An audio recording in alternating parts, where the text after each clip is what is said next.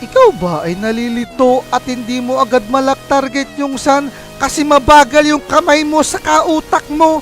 Itong Lepax para sa'yo. Ang kailangan mo lang gawin ay tignan yung kanyang level at tignan mo yung level ng kanyang mga clone.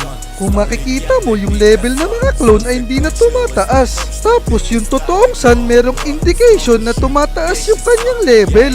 Kaya sa pamamagitan yan malalaman mo kung clone ba o hindi yung pinapatay mo.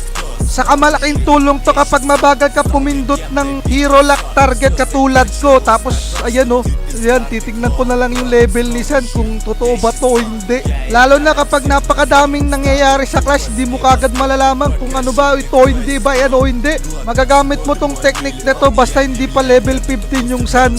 Ayan, kaya good luck kung mapapatay mo yan o hindi. Kaya yan, may natutunan ka na naman kay Coms. Kaya i-follow mo na ako para makis kita ng makis na makis na makis. Hadouken!